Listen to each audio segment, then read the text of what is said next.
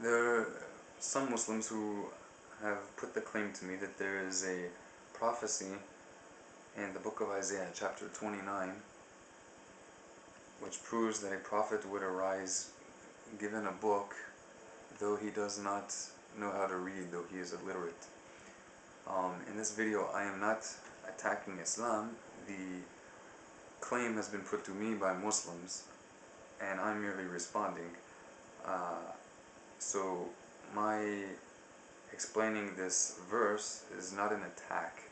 It's simply looking at the verse at hand to see what it actually says and what the context is, and if it is not what they claim to be, that doesn't mean that everything Muslims believe is wrong.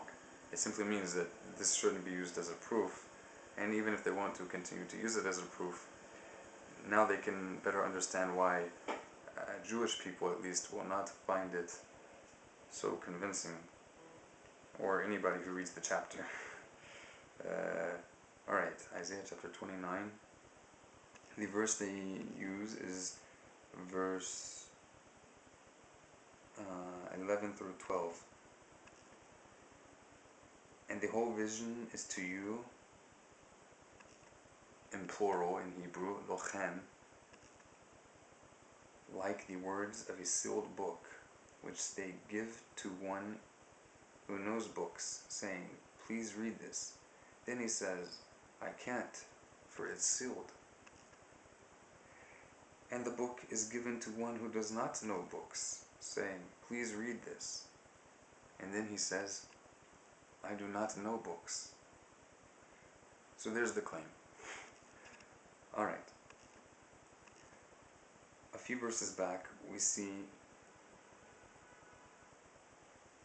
where the people of Israel are called metaphorically blind, alright, and metaphorically called drunk. Why? Because on the whole, they're not heeding the warnings of the Israelite prophets, who are giving them warnings of the impending destruction to come. They are not repenting. So they are called blind. In verse 9 you see this. And drunk. They are called as though they've closed their eyes and are in a deep sleep. Again, also metaphorical. It basically means that as a result of their transgressions, they are not open to receiving the reproof, the rebuke of the prophets, and they need to repent from this. So it goes on in verse 11, what we read, that, well, first verse 10, it says that he covered the prophets and your heads. Alright, your heads refers to your leaders, the heads of your people, the seers. Alright, so there are two groups, prophets and the heads, your leaders. Among them, there are those who know books, alright, as it says in verse 11. And the vision, the book, that is the prophecy of Isaiah, is given to them, but they claim they can't understand it, alright?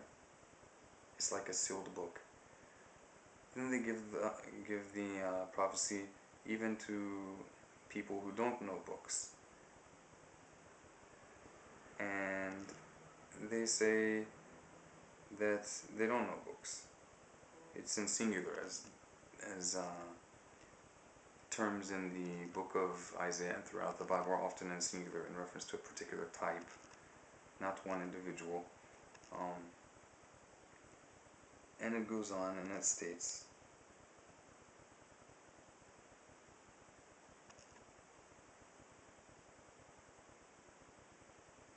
in verse 14, for the wisdom of his wise ones, of his hachamim, his sages, shall perish, and the wit of his understanding ones, of his witty ones, shall be hidden. This is paralleling the analogy given of one who knows books but considers it sealed, and one who does not know books and says, I don't know books, like I'm not literate. Alright? This is paralleling it, and it states explicitly who is referring to: the sages, the wise ones, and the witty ones. That is verse 14. And it continues on. You can read this chapter yourself, it's quite explicit. The deaf shall hear the words of a book. This is verse 18. And in that day the deaf shall hear the words of a book, and the eyes of the blind shall see out of their gloom and out of their darkness. And it goes on and refers to the redemption of the people of Israel.